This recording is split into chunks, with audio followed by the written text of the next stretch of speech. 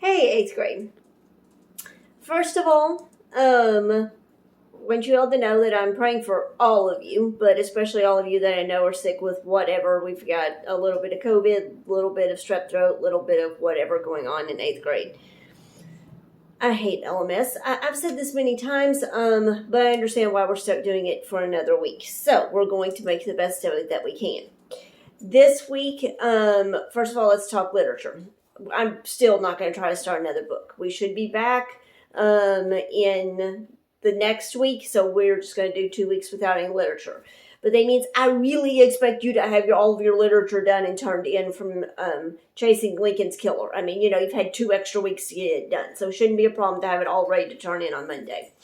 This week, you're going to get lots of videos of me because we're just going to keep working on the test study guide. You know I hate Monday test, but sometimes you gotta do a Monday test. And when, we've been out for 2 weeks with LMS and dragging everything out, we end up with a Monday test. So that's the way this week is going to roll. Pretty much every day there's going to be a video of me going over a little bit of the test study guide, as well as simple solutions for you to check, and of course the simple solutions quiz. And then Monday, when you come in, you'll turn in your literature, the last of the literature from Chasing Lincoln's Killer, and you will take your test. Now, for Noah, the new student Noah, not Noah Cockrell, as well as for Lana and Olivia, who have been here for a little while, but not as long, the way normally things would work, normal being the key phrase there is, I would assign you part of the test study guide. You would come in the next day, and I would expect you to have an answer for it. And I would call on you, and you would tell me what you wrote down, and I would either tell you, nope, that's just totally wrong, or, which usually is not what ends up happening, or I end up saying, yep, that makes sense to me, but that's not what they have on the test. Literally, while we were going over test study guides, I have the test sitting in front of me. And I am literally writing exactly what they have on the test. It's your job to, number one, do the test study guide before we check it in class. I'm a big believer in you learn from your mistakes. If you are looking at the information up in the book, and then you're hearing me talk about it in class and seeing me write or type the answers, and then you're studying it, I mean, you're hearing the information a bunch. I think that really helps you learn it, get the knowledge down. But it means that there's going to be some dead time in the videos because I got to find the questions. But I'm not trying to hide the fact at all. I'm telling you exactly what they expect, exactly what they have on the test. When we end up doing it on LMS, you end up just listening to me, saying the answers as I'm typing it. The only upshot to this is you can pause me as often as you need to if I'm going too fast. Sneak peek of the test. I usually give you a sneak peek of the test too.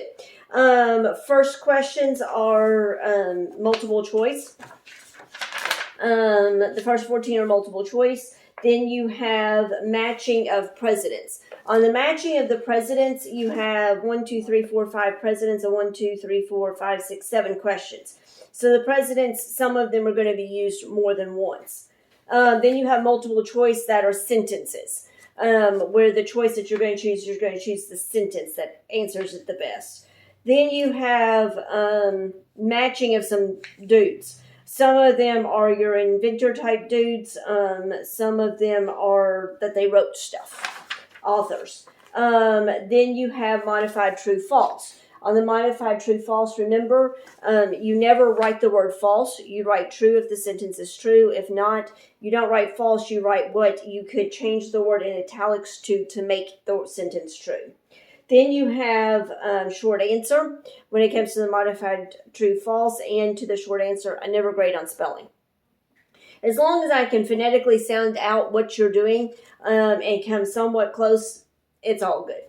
Then you have your 2 maps. Now, this is where it's going to be a little more difficult for you, Noah, because the 2 maps, the best thing to use to study would be Geography Projects 13 and 14.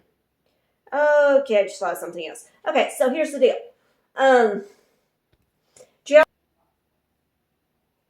Okay, by the way, in case you can tell, I'm doing this video at home, and I didn't bring my usual thingy that helps me, so you may end up with multiple videos. The maps. Best thing to help you study for the maps are Geography Project 13 and 14. Geography Project 14 will not be graded because it is due on Monday as well. I had forgotten about having assigned that. So when you come in on Monday, you'll turn in Geography Project 14.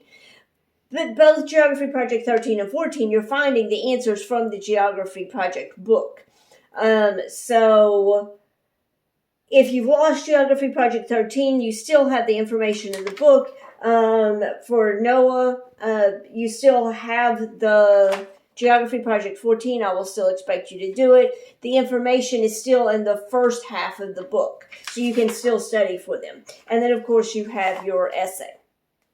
So that's kind of how test study guides work. That's how this week is going to work. That's a sneak peek of the test. Now let's actually start working on the test study guide.